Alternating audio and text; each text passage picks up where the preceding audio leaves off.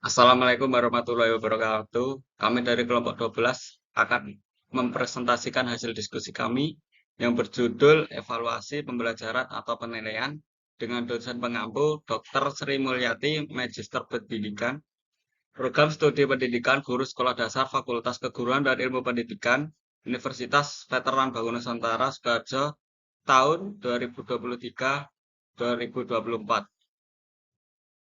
Dengan anggota saya sendiri, Avandi Prasetyo, dan teman saya, Firda Nurhayati, Salma Sevinda Zahra, Jasya Ramadhani, Karisma Yogi Hasanah, dan Laila Rizky Arum. Dan yang pertama akan saya jelaskan, bab pertama pendahuluan, satu, latar belakang, dua, rumusan masalah, dan yang ketiga, tujuan. Latar belakang, evaluasi mengandung proses kegiatan untuk mengumpulkan informasi, data, fakta, konsep, prosedur tentang kerjanya sesuatu, dan selanjutnya informasi dapat digunakan untuk melakukan penentuan nilai yang tepat dalam mengambil keputusan. Jadi, evaluasi merupakan proses untuk menentukan suatu kondisi di mana suatu tujuan telah dapat dicapai. Dalam melakukan evaluasi terdapat judgement untuk menentukan suatu nilai memerlukan data hasil pengukuran dan informasi hasil penilaian yang memiliki banyak dimensi seperti kemampuan, kreativitas, sikap, minat, keterampilan, dan sebagainya. Evaluasi pembelajaran bertujuan untuk memastikan pemahaman dan penguasaan materi pelajaran oleh siswa. Dengan memahami sejauh mana pemahaman siswa, guru dapat menyesuaikan metode pengajaran dan memberikan dukungan yang dibutuhkan. Melalui evaluasi, guru dapat mengidentifikasi area kesulitan siswa atau kekurangan dalam metode pengajaran. Selanjutnya, rumusan masalah. Yang pertama, apakah makna evaluasi dalam pembelajaran? Yang kedua, apa saja teori evaluasi pembelajaran atau penilaian menurut para ahli? Yang ketiga, apa tujuan dari evaluasi pembelajaran? Yang keempat, bagaimana prinsip-prinsip evaluasi pembelajaran? Yang kelima, apa tahapan dari evaluasi pembelajaran? Yang keenam, bagaimana standar penilaian pendidikan menurut Permendikbud-Ristek nomor 21 tahun 2022? Yang ketujuh, apa tujuan dan fungsi penilaian? Apa dan kedelapan, apa jenis dan fungsi penilaian? Yang kesembilan, bagaimana teknik dan instrumen dari penilaian? Yang kesepuluh, bagaimana penentuan materi dalam penilaian pembelajaran? Dan yang ke-11, bagaimana kriteria soal yang baik dan tidak baik beserta contohnya. Tujuan. Satu, untuk mengetahui, memahami, dan menjelaskan makna evaluasi dalam pembelajaran. Dua, untuk mengetahui, memahami, dan menjelaskan teori dari evaluasi pembelajaran menurut para ahli. Ketiga, untuk mengetahui, memahami, dan menjelaskan tujuan dari evaluasi. Keempat, untuk mengetahui, memahami, dan menjelaskan prinsip-prinsip evaluasi pembelajaran. Yang kelima, untuk mengetahui, memahami, dan menjelaskan tahapan dari evaluasi pembelajaran. Yang keenam, untuk mengetahui, memahami, dan menjelaskan standar penilaian pendidikan menurut Permendikbud-Ristek nomor 21 tahun 2022. Ketujuh, untuk mengetahui, memahami, dan menjelaskan tujuan dan fungsi penilaian. Yang kedelapan, untuk mengetahui, memahami, dan menjelaskan jenis dan fungsi penilaian. Yang kesembilan, untuk mengetahui, memahami, dan menjelaskan teknik dan instrumen dari penilaian. 10, untuk mengetahui, memahami, dan menjelaskan penentuan materi dalam penilaian pembelajaran. Yang 11, untuk mengetahui, memahami, dan menjelaskan kriteria soal yang baik dan tidak baik serta contohnya. Selanjutnya bab 2, pembahasan. Akan saya sampaikan peta konsep evaluasi pembelajaran atau penilaian. Yang pertama, makna evaluasi, kedua, teori evaluasi, ketiga, tujuan evaluasi, keempat, prinsip-prinsip evaluasi, kelima, tahap evaluasi, keenam, standar penilaian menurut Permendikbud-Ristek, ketujuh, tujuan dan fungsi penilaian, delapan, jenis dan fungsi penilaian, sembilan, teknik dan instrumen penilaian, dan yang ke-10, penentuan materi penting dalam penilaian. Yang A, makna evaluasi dalam pembelajaran. Dalam Undang-Undang Republik Indonesia Nomor 20 Tahun 2003 tentang Sistem Pendidikan Nasional Pasal 57 Ayat 1 bahwa evaluasi dilakukan dalam rangka pengendalian mutu pendidikan secara nasional sebagai bentuk akuntabilitas penyelenggaraan pendidikan kepada pihak-pihak yang berkepentingan di antaranya terhadap peserta didik, lembaga, dan program pendidikan. Lihat istilah dengan konsep evaluasi. 1. Ukuran atau measurement Quickborn 1942 dalam Karwana dan Mulasi 2018. Pengukuran adalah proses penetapan ukuran terhadap suatu gejala menurut aturan tertentu. 2. Pengujian terdiri dari sejumlah pertanyaan yang memiliki jawaban benar atau salah. 3. Penilaian atau asesmen merupakan suatu pernyataan berdasarkan sejumlah fakta menjelaskan karakteristik seseorang atau sesuatu. Rutherford dan Nick 1991 dalam Caruana dan Mularsi 2018. 4. Evaluasi atau evaluation merupakan kegiatan pengumpulan kenyataan mengenai proses pembelajaran secara sistematis untuk menetapkan apakah terjadi perubahan terhadap peserta didik dan sejauh apakah perubahan tersebut memengaruhi kehidupan peserta didik. B. Teori evaluasi pembelajaran atau penilaian menurut para ahli. Evaluasi berasal dari bahasa Inggris yaitu evaluation. Menurut Magren dan Lehman dalam Purwantoro 2006, evaluasi dalam arti luas adalah suatu proses merencanakan, memperoleh, dan menyediakan informasi yang sangat diperlukan untuk membuat alternatif-alternatif keputusan. Yang pertama, norma Grunwald. Menurut Purwanto 2006, dalam buku Prinsip-Prinsip dan Teknik Evaluasi Pengajaran, evaluasi adalah suatu proses yang sistematis untuk menentukan keputusan sampai sejauh mana tujuan dicapai oleh siswa. 2. Bergman dan kawan-kawan. Evaluasi pendidikan adalah penaksiran terhadap pertumbuhan dan kemajuan siswa ke arah tujuan atau nilai-nilai yang telah ditetapkan di dalam kurikulum. 3. Rostiani dalam Selamat 2001, bukunya berisi masalah-masalah ilmu keguruan, mendeskripsikan pengertian evaluasi ialah kegiatan mengumpulkan data seluas-luasnya sedalam-dalamnya yang bersangkutan dengan kapabilitas siswa. C. Tujuan dari evaluasi pembelajaran. Yang pertama, mendapatkan informasi yang akurat mengenai tingkat pencapaian tujuan instruksional peserta didik sehingga dapat diupayakan tindak lanjutan. 2. Mendeskripsikan kecakapan belajar si belajar. 3. Mengetahui keberhasilan pelajaran. 4. Menentukan tindak lanjut hasil evaluasi selanjutnya sebagai dasar untuk melakukan perbaikan program. 5. Memperbaiki pertanggungjawaban. D. Prinsip-prinsip evaluasi. Yang pertama, keterpaduan. Evaluasi harus dilakukan dengan prinsip keterpaduan antara tujuan instruksional, bahan ajar atau materi pembelajaran, dan metode pembelajaran. 2. Keterlibatan peserta didik merupakan suatu hal yang mutlak. 3. Koherensi evaluasi sebagai materi pembelajaran yang telah dipelajari dan sesuai dengan ranah kemampuan peserta didik yang hendak diukur. 4. Pedagogis diperlukan adanya atau penilaian dari aspek pedagogis untuk melihat perubahan sikap dan perilaku. 5. Akuntabel. Hasil evaluasi haruslah menjadi bahan pertanggungjawaban bagi pihak yang berkepentingan seperti orang tua, siswa, sekolah, dan lainnya. Tahap evaluasi pembelajaran. Yang pertama, tujuan.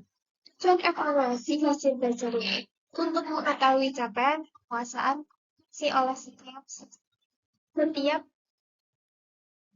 setiap peserta didik. 2. Menentukan rencana evaluasi. Rencana evaluasi hasil belajar berwujud kisi-kisi, yaitu matriks yang menggambarkan keterkaitan antara behaviorisme objektif atau kemampuan yang harus dikuasai peserta didik dan course content atau materi sajian yang dipelajari peserta didik. 3. Penyusunan instrumen evaluasi. Instrumen evaluasi hasil belajar dapat berupa tes maupun non-tes. Tes dapat berbentuk objektif atau orderan. Sedangkan non-tes dapat berbentuk lembar pengamatan atau kuesioner. 4. Pengumpulan data atau informasi. Pengumpulan data atau informasi melalui instrumen evaluasi yang dilaksanakan secara objektif dan terbuka agar diperoleh informasi yang sahih dan dapat dipercaya. 5. Analisis dan interpretasi. Analisis berwujud deskripsi hasil evaluasi berkenaan dengan hasil belajar peserta didik, yaitu penguasaan kompetensi, sedangkan interpretasi merupakan penafsiran terhadap deskripsi hasil analisis belajar peserta didik.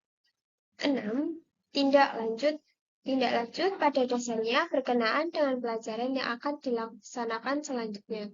Hasil evaluasi pembelajaran yang telah dilaksanakan berkenaan dengan pelaksanaan evaluasi sendiri. F. Standar penilaian pendidikan menurut Kemendikbudristek nomor 21 tahun 2022 pasal 1 sampai 4. Pasal 1.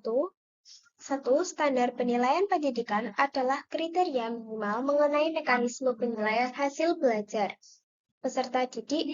2. Penilaian adalah proses pengumpulan data, pengolahan informasi untuk mengetahui kebutuhan belajar dan capaian perkembangan atau hasil belajar peserta didik. 3. Peserta didik adalah anggota masyarakat yang berusaha mengembangkan potensi diri melalui proses pembelajaran yang tersedia pada jalur, jenjang, dan jenis pendidikan tertentu. 4. Pendidikan adalah tenaga kependidikan yang berkualifikasi sebagai guru, pamong belajar, tutor, instruktur, dan sebutan lainnya yang sesuai dengan kekhususannya serta berpartisipasi dalam menyelenggarakan pendidikan. 5. Suatu pendidikan anak usia dini, pendidikan dasar, pendidikan menengah, yang selanjutnya disebut satuan pendidikan, adalah kelompok layanan pendidikan yang menyelenggarakan pendidikan pada jalur formal dan non-formal pada pendidikan anak usia dini, pendidikan dasar, dan pendidikan menengah. Pasal 2. Yang pertama, penilaian hasil belajar peserta didik dilakukan sesuai dengan tujuan penilaian secara berkeadilan, objektif, dan kumulatif. 2. Penilaian hasil belajar secara berkeadilan sebagaimana dimaksud pada ayat 1 untuk penilaian yang tidak biasa oleh latar belakang, identitas, atau kebutuhan khusus peserta didik. 3. Penilaian hasil belajar secara objektif sebagaimana dimaksud pada ayat 1 merupakan penilaian yang didasarkan pada informasi faktual atau pencapaian perkembangan atau hasil belajar peserta didik. 4. Penilaian hasil belajar secara edukatif sebagaimana dimaksud pada ayat 1 merupakan penilaian yang hasil digunakan sebagai bagi pendidik, peserta didik, dan orang tua untuk meningkatkan proses pembelajaran dan hasil belajar. Pasal 3. Yang pertama, prosedur penilaian hasil belajar peserta didik meliputi A. Perumusan tujuan dan penilaian. B. Pemilihan dan atau pengembangan instrumen penilaian. C. Pelaksanaan penilaian. D. Pengelolaan hasil penilaian dan pelaporan hasil penilaian. 2. Prosedur penilaian hasil belajar sebagaimana dimaksud pada ayat 1 disesuaikan dengan karakteristik jalur, jenjang, dan jenis satuan pendidikan. Pasal 4. Yang pertama, perumusan tujuan penilaian sebagaimana dimaksud dalam pasal 3 ayat 1. Huruf A memperhatikan keselarasan dengan tujuan pembelajaran yang merujuk pada kurikulum yang digunakan satuan pendidikan. 2. Hasil perumusan tujuan penilaian sebagaimana dimaksud pada ayat 1 dimuat dalam perencanaan pembelajaran. G. Tujuan dan fungsi penilaian. Yang pertama, untuk memberikan umpan balik atau feedback kepada guru sebagai dasar untuk memperbaiki proses pembelajaran dan remedial bagi peserta didik. 2. Untuk menentukan hasil belajar peserta didik yang digunakan untuk pemberian laporan kepada orang tua sebagai penentuan kenaikan kelas dan aturan lulus tidaknya peserta didik. 3. Untuk menempatkan peserta didik dalam situasi pembelajaran yang tepat sesuai dengan tingkat kemampuan yang dimiliki peserta didik. 4. Untuk mengenal latar belakang atau psikologis, fisik, dan lingkungan peserta didik yang mengalami kesulitan belajar yang hasilnya digunakan sebagai dasar dalam memecahkan. Sekian penjelasan dari saya. Waktu dan tempat saya kembali kepada moderator. Baik, terima kasih. Ya, H. Jenis dan fungsi penilaian. Yang pertama, penilaian formatif untuk memperbaiki proses pembelajaran atau fungsi pertama. Yang kedua, penilaian sumatif, yaitu fungsinya untuk menentukan hasil belajar peserta didik atau fungsi kedua. Yang ketiga, penilaian penempatan atau placement untuk menempatkan peserta didik dalam situasi pembelajaran yang sesuai atau fungsi ketiga. Yang keempat, penilaian diagnostik yang fungsinya untuk membantu memecahkan kesulitan belajar yang dialami oleh para peserta didik tertentu atau fungsi keempat. Teknik dan instrumen pembelajaran. Yang pertama, cara penilaian. Kedua, teknik penilaian. Yang ketiga, teknik dan instrumen penilaian. Yang pertama, cara penilaian. 1. Cara kuantitatif, yaitu hasil penilaian diberikan dalam bentuk angka, misalnya 6, 9, 10, 50, 75, dan sebagainya. Yang kedua, cara kualitatif, yaitu hasil penilaian diberikan dalam bentuk pernyataan-pernyataan verbal, misalnya baik, cukup, kurang, memuaskan, dan pertanyaan lain sejenisnya. Yang kedua, teknik penilaian pembelajaran. Yang pertama, teknik non-tes, rating scale atau skala penilaian kuesioner, daftar cocok, wawancara, pengamatan, dan riwayat hidup. Yang kedua, teknik tes, yaitu tes diagnostik, tes formatif, tes sumatif, placement test atau tes penempatan, embed test atau tes sisipan. Ketiga, teknik penilaian dan instrumen. Nomor 1, teknik penilaian tes tulis, bentuk instrumen, tes objektif, tes pilihan, pilihan ganda, benar salah, menjodohkan, dan lain-lain. Tes uraian, isian singkat, dan uraian. Yang kedua, teknik penilaian tes lisan, bentuk instrumen, daftar pertanyaan.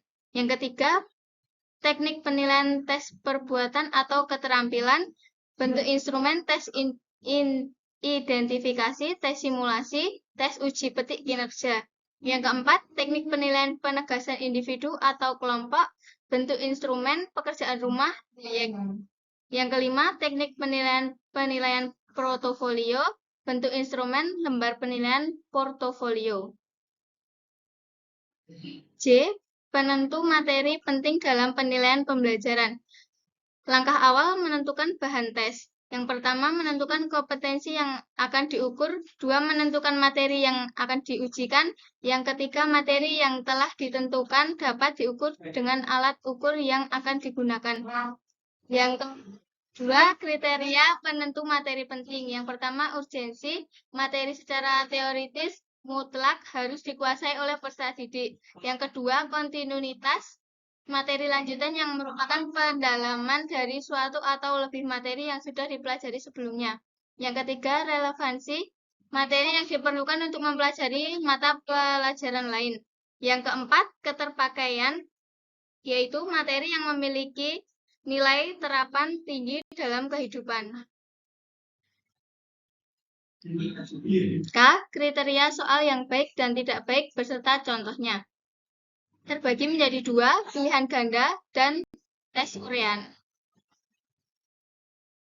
Pilihan ganda. Yang pertama, kesesuaian dengan indikator. Indikator soal. Disajikan sebuah gambar lingkaran yang di dalamnya terdapat sebuah persegi dengan titik sudut berada di keliling lingkaran. Peserta didik dapat menentukan cara menghitung luas lingkaran jika diketahui panjang sisi persegi tersebut. A. Contoh soal yang kurang baik. Perhatikan gambar berikut.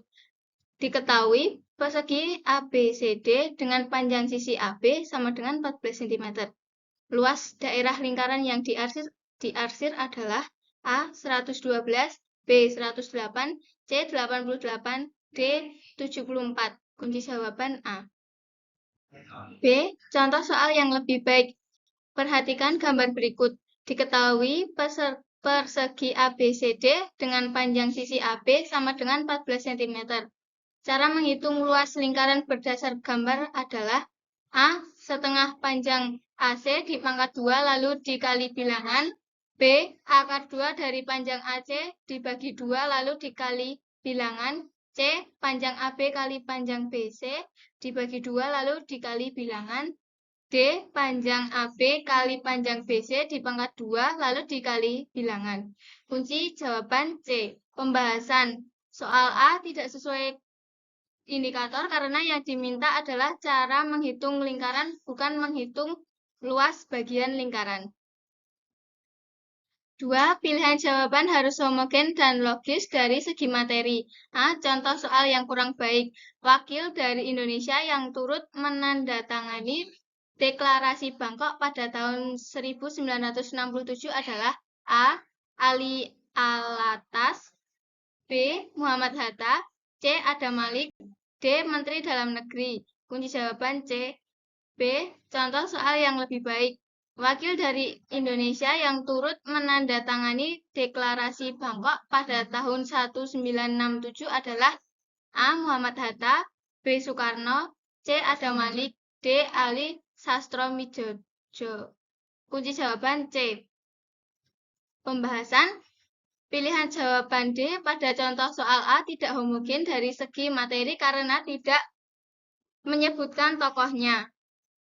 Demikian pula jawaban A atau Ali Alatas kurang logis karena peristiwa ini terjadi pada tahun 1967. Waktu dan tempat saya kembalikan kepada moderator. 3. Setiap soal harus mempunyai satu jawaban yang benar atau yang paling benar. A. Contoh soal yang kurang baik. Contoh peristiwa konveksi dalam kehidupan sehari-hari adalah A. Panas matahari yang sampai ke bumi. B. Terjadinya angin darat dan angin laut. C. Air yang dimasak di dalam panci lama-kelamaan mendidih. D. Pangkal besi yang terasa panas ketika ujungnya dibakar. Kunci B dan C. Yang B, contoh soal yang lebih baik. Contoh peristiwa konveksi dalam kehidupan sehari-hari adalah A. Panas matahari yang sampai ke bumi. B. Terjadinya angin darat dan angin laut. C. Panci yang menjadi panas akibat adanya api dari kompor. D. Pangkal besi yang terasa panas ketika ujungnya dibakar. Kuncinya B.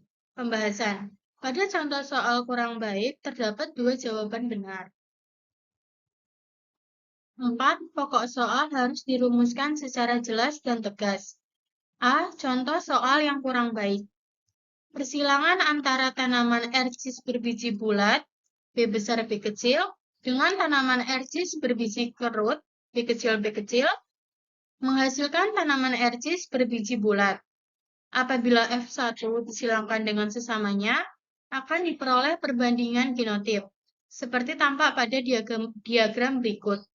Jika seluruh tanaman F2 berjumlah 12 pohon, akan diperoleh tanaman ercis berbiji bulat sebanyak A 100%, B 75%, C 50%, dan D 25%.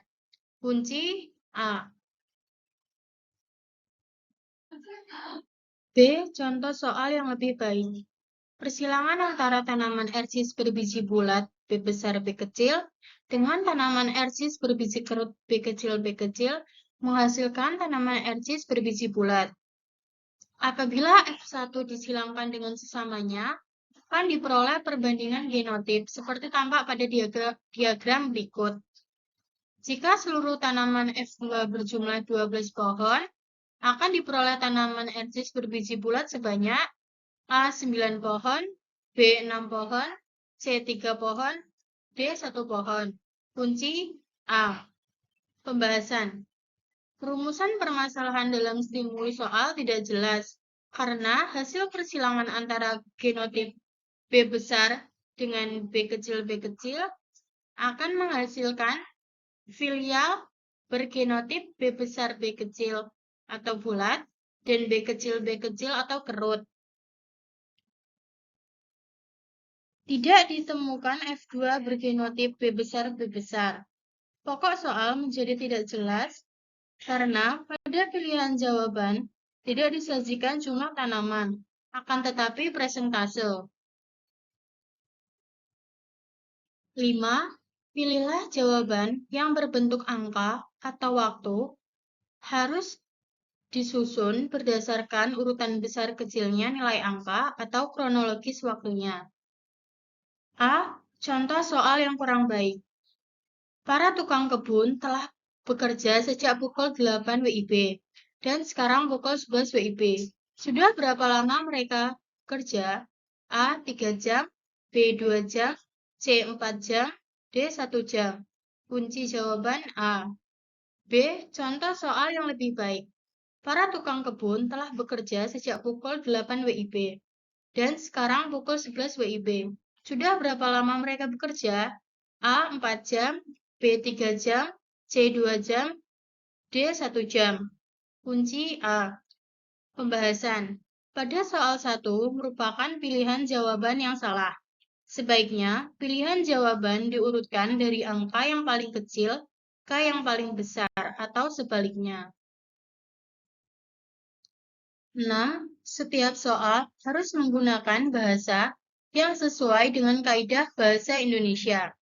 Kaidah bahasa Indonesia dalam penulisan soal diantaranya meliputi 1. Pemakaian kalimat. A. Unsur subjek, B. Unsur predikat, C. Anak kalimat. Yang kedua, pemakaian kata. A. Pilihan kata, B. Penulisan kata. Yang ketiga, pemakaian ejaan. A. Penulisan huruf, B. Penggunaan tanda baca. Contoh soal yang kurang baik, pada 1, pemakaian kalimat A, pemakaian kalimat harus pada unsur subjek. Di dalam perkembangbiakan Rhizopus secara generatif adalah dengan cara pembentukan A. Sporangispora, B. Ascospora, C. Spora kembara, D. Zygospora. Kunci D. B. Contoh soal yang lebih baik. Pada 1. Pemakaian kalimat. A. Pemakaian kalimat harus ada unsur subjek. Perkembangbiakan Rhizopus secara generatif adalah dengan cara pembentukan A. Sporangispora, B. Ascospora, C. Spora kembara, D. Zygospora. Kunci D. Pembahasan subjek tidak jelas karena diantar oleh kata di dalam. Oleh karena itu, kata di dalam dihilangkan. 7. Rumusan pokok soal tidak menggunakan ungkapan atau kata yang bermakna tidak pasti, seperti sebaiknya, umumnya, kadang-kadang. Artinya, bahwa dalam merumuskan pokok soal, jangan menggunakan kata atau ungkapan seperti sebaiknya, umumnya, kadang-kadang, atau kata yang tidak pasti. Karena makna kata-kata itu tergantung pada keadaan dan situasi siswa yang bersangkutan. A. Contoh soal yang kurang baik. Helopeltis adalah hama yang biasanya menyerang hama tanaman. A. Kopi, B. Teh, C. Jagung, D. Padi. Kunci D. Yang B. Contoh soal yang lebih baik. Helopeltis adalah hama yang menyerang tanaman. A. Kopi, B. Teh, C. Jagung, dan D. Padi. Kunci D. Pembahasan soal di atas salah karena di dalam soal terdapat kata yang bermakna tidak pasti, yaitu kata biasanya. Waktu dan tempat saya kembalikan kepada moderator. Baik, terima kasih atas waktu yang telah diberikan. Di sini saya akan melanjutkan materi yang akan saya sampaikan. 9. Panjang rumusan pilihan jawaban harus relatif sama. A. Contoh soal yang kurang baik. Faktor-faktor yang diperlukan dalam fotosintesis adalah A. Karbon dioksida dan tanah, B. Karbon dioksida dan daun, C. Klorofil dan tanah, D. Karbon dioksida, air, klorofil, dan cahaya matahari. Kunci jawabannya adalah D. Karbon dioksida, air, klorofil, dan cahaya matahari. Selanjutnya, B. Contoh soal yang kurang baik, contoh soal yang baik. Faktor-faktor yang diperlukan dalam fotosintesis adalah A. Karbon dioksida dan tanah, B. Karbon dioksida dan daun, C. Klorofil dan tanah, D. Karbon dioksida dan air. Kunci jawaban adalah D. Soal nomor 10. Contoh soal tidak menggunakan bahasa yang berlaku di daerah setempat. Contoh soal kurang baik. Perhatikan gambar di bawah ini. Berikut ini adalah percobaan tentang tahiyangan pada besi.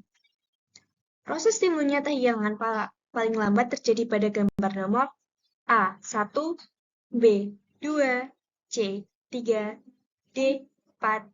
Kunci jawabannya adalah D. Contoh soal yang lebih baik. Berikut ini adalah percobaan tentang korosi pada besi.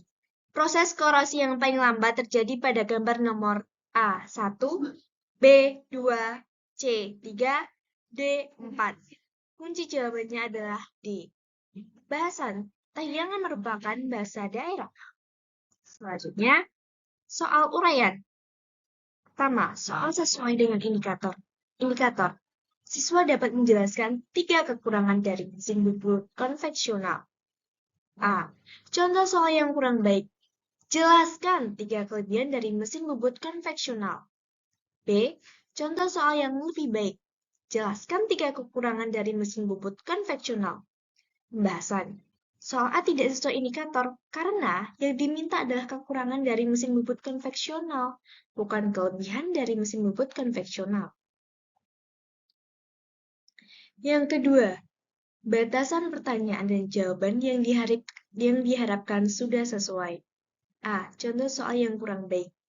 Jelaskan alasan bahwa proses pembentukan beram pada saat proses pemesinan sulit dianalisa dan diketahui karakteristiknya. B. Contoh soal yang lebih baik. Jelaskan 4 alasan bahwa proses pembentukan beram pada saat proses pemesinan sulit dianalisa dan diketahui karakteristiknya. Pembahasan. Soal A tidak sesuai karena tidak ada batasan jawaban di dalam soal. Kemudian materi selanjutnya. Perhatikan tabel, gambar, grafik, peta, atau skisnya disajikan dengan jelas dan terbaca. A. Contoh soal yang kurang baik menyajikan tabel persentase indeks pembangunan manusia Indonesia. Jelaskan persentase kenaikan indeks manusia Indonesia 5 tahun terakhir. B. Contoh soal yang lebih baik. Persentase indeks pembangunan manusia Indonesia.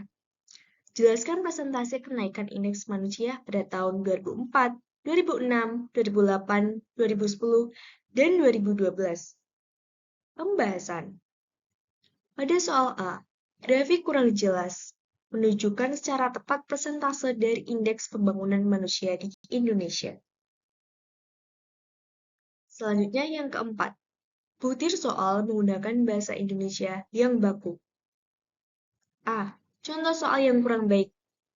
Sebagaimana telah dijelaskan di muka pertemuan mengenai jenis-jenis alat pelindung telinga, tolong dijelaskan juga. B. Contoh soal yang lebih baik. Sebutkan dan jelaskan 2 alat pelindung telinga pada saat bekerja di area dengan kondisi bising. Pembahasan. Pada soal A, salah karena menggunakan bahasa yang tidak baku. Selanjutnya, rumusan kalimat soal komunikatif. A. Contoh soal yang kurang baik. Sesuatu bermassa 50 kg naik perahu yang massanya 200 kg. Yang kedua, contoh soal yang lebih baik. Seseorang bermassa 50 kg naik perahu dengan massa 200 kg dan berkecepatan 2 ms per 1 terhadap air yang diam. Kemudian, orang tersebut meloncat ke depan dengan kecepatan 6 meter per sekon terhadap air. Tentukan berapakah kecepatan perahu sesaat setelah orang tersebut meloncat. Pembahasan. Pada soal A salah karena soal tidak komunikatif. Yang selanjutnya, menggunakan kata tanya atau perintah menuntut jawaban uraian. A. Contoh soal yang kurang baik. Di Indonesia, terdiri dari berapa sistem kepartaian? Contoh soal yang lebih baik. Jelaskan 3 macam sistem kepartaian. Pembahasan.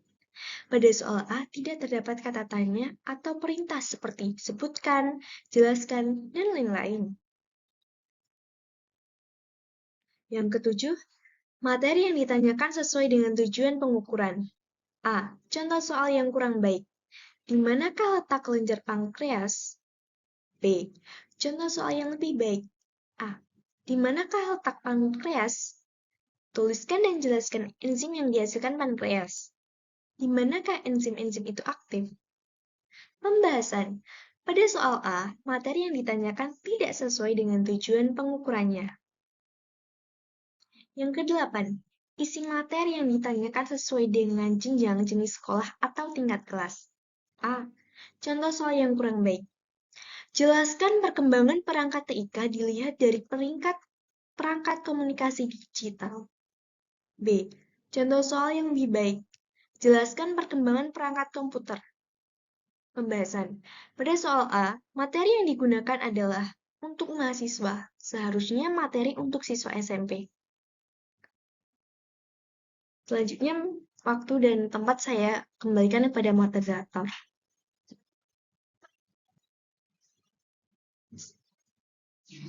Selanjutnya, 9 ada petunjuk yang jelas tentang cara mengerjakan soal. Tentang celana kepar 1001 itu, tak ada yang akan diceritakan lagi. Pada suatu kali, ia akan hilang dari muka bumi. Dan mungkin ia bersama-sama dengan Kusno hilang dari muka bumi ini. Tapi bagaimanapun juga, Kusno tak akan putus asa. Ia dilahirkan dalam kesengsaraan, hidup bersama kesengsaraan. Dan meskipun celana 1001-nya hilang lenyap menjadi topo, Kusno akan berjuang terus melawan kesengsaraan, biarpun hanya guna mendapatkan sebuah celana kepar yang lain. Idrus, kisah sebuah celana pendek. A. Contoh soal yang kurang baik. Bagaimana watak Kusno? B. Contoh soal yang lebih baik. Tentukan watak Kusno yang terdapat dalam kutipan di atas disertai alasannya. Pembahasan pada soal A tidak terdapat petunjuk yang jelas tentang cara mengerjakan. Selanjutnya, 10. Rumusan soal tidak mengandung kata atau ungkapan yang dapat menyinggung perasaan siswa. A. Contoh soal yang kurang baik. Walaupun kamu anak yatim, piatu, anak cacat, anak miskin, hidup di daerah kumuh atau hidup di desa terpencil, namun kamu adalah warga negara Indonesia. Sebutkan dan jelaskan 6 macam hak asasi manusia yang mendapat perlindungan dan pelayanan dalam Undang-Undang Dasar 1945. B. Contoh soal yang lebih baik. Tuliskan dan jelaskan 6 macam hak asasi manusia yang mendapat perlindungan dan pelayanan dalam Undang-Undang Dasar 1945. Pembahasan. Pada soal terdapat banyak kalimat yang dapat menyinggung perasaan dan menyinggung perasaan siswa dan itu tidak baik dalam pembuatan soal. Selanjutnya, bab 3 penutup. Simpulan, makna evaluasi dalam pembelajaran, yaitu dalam Undang-Undang Republik Indonesia Nomor 20 Tahun 2003 tentang Sistem Pendidikan Nasional pada pasal 57 ayat 1, bahwa evaluasi dilakukan dalam rangka pengendalian mutu pendidikan secara nasional sebagai bentuk akuntabilitas penyelenggaraan pendidikan kepada pihak-pihak yang berkepentingan, diantaranya terhadap peserta didik, lembaga, dan program pendidikan. Teori evaluasi pembelajaran menurut para ahli yaitu menurut Mehren dan Lehman dalam Purwanto tahun 2006, evaluasi dalam arti luas adalah suatu proses merencanakan, memperoleh, dan menyediakan informasi. Tujuan dari evaluasi pembelajaran yaitu untuk menentukan keberhasilan atau kegagalan peserta didik, koherensi pedagogis akuntabel. Tahapan dari evaluasi pembelajaran yaitu menentukan tujuan, menentukan rencana evaluasi, penyusunan instrumen evaluasi, pengumpulan data, analisis interpretasi, dan tindak lanjut. Standar penilaian pendidikan menurut Permendikbudristek Nomor 21 Tahun 2022 tentang standar penilaian pendidikan pada pendidikan anak usia dini, jenjang pendidikan dasar, dan jenjang pendidikan menengah. Tujuan dan fungsi penilaian yaitu untuk memberikan umpan balik kepada guru dan menentukan angka kemajuan hasil belajar peserta didik. Jenis dan fungsi penilaian yaitu penilaian formatif, sumatif, penempatan, dan diagnostik. Teknik dan instrumen dari penilaian terdiri cara penilaian, cara kuantitatif dan kualitatif, teknik non-tes dan tes. Teknik penilaian dan instrumen digunakan untuk menilai hasil belajar. Penentuan materi penting dalam penilaian pembelajaran yaitu urgensi, kontinuitas, relevansi, dan keterpakaian. Kriteria soal yang baik dan tidak baik beserta contohnya terdiri dari tes pilihan ganda dan tes uraian. Saran, dalam evaluasi pembelajaran atau penilaian yang disajikan kepada pembaca untuk lebih meningkatkan pemahaman dan penguasaan materi pelajaran oleh siswa. Waktu dan tempat saya kembalikan ke moderator.